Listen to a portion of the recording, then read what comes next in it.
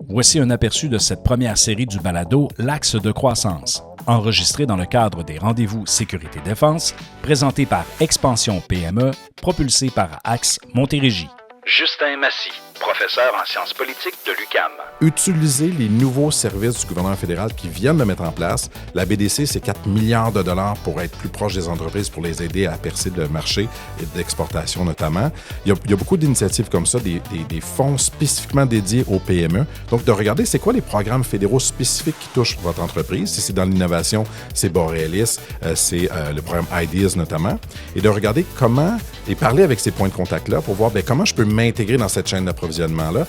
Carlos Letao, ministre secrétaire parlementaire et ministre de l'Industrie. Multiplier les contacts, les discussions, les entretiens avec vos voisins, avec les compagnies qui existent autour de vous. Et même si vous produisez des fenêtres et l'autre à côté produit des valves industrielles, mais en se parlant, vous allez peut-être trouver qu'il y a des terrains d'entente et qu'il y a peut-être au bout de la ligne des clients. Jean-François Junot, ministère de la Défense nationale.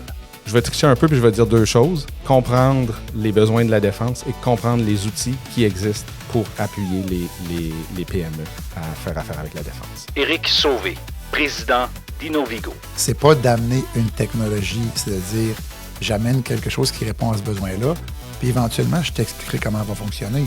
Mais là, les gens disent « Oh, j'ai un gap, j'ai un trou. » Francis Roy, de Quares Technologies, et Daniel Dancos, fondateur de Resilio. Moi, je dirais, comprends ton problème.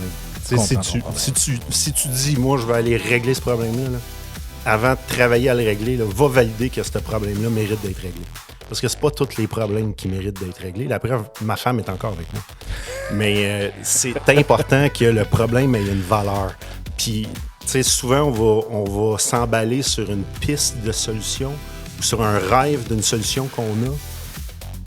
Mais c'est pas toi qui vas décider si c'est vrai puis ça a une valeur, cette affaire-là.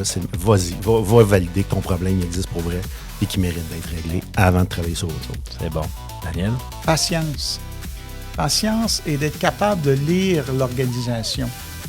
On ne sera jamais des militaires, mais il faut comprendre comment ils fonctionnent, ils pensent. Il y a des ressources qui existent, donc savoir s'entourer de gens qui proviennent de ce milieu-là, parce que c'est un milieu assez opaque et c'est correct que ça soit opaque. Alors, si on veut rentrer dans ce milieu-là, il faut s'intéresser, il faut comprendre, il faut participer. Maître Nicolas Charret, avocat chez Fasken. Appelez vos avocats. Non, mais sans blague, il faut les impliquer parce que c'est des gens qui en ont vu d'autres, de toutes les couleurs, de tout acabit, de tout type, toute taille. Donc, c'est des gens qui sont capables de donner non seulement des conseils juridiques, mais surtout des conseils d'affaires, qui sont capables de vous prendre à l'étape où vous êtes rendu puis de dire, bon, ben, sur la base de moi, ce que je comprends de où tu t'en vas avec ça, voici ce que je te conseille de faire, puis voici tel moyen pour mitiger tel risque. Isabelle Corriveau, directrice au service public et approvisionnement Canada. C'est pas parce que tu es une petite moyenne entreprise puis que tu as tellement soif d'avoir un contrat là, dans ton consortium. Là. Puis là, le Prime, il t'a choisi puis tu es content. Là, fait que tu vas dire oui à tout. Non. Si tu es vraiment hot puis on vient te chercher parce que ce que tu offres, c'est vraiment top, connais ta valeur puis pose des questions. Benoît Tremblay, expert en cybersécurité.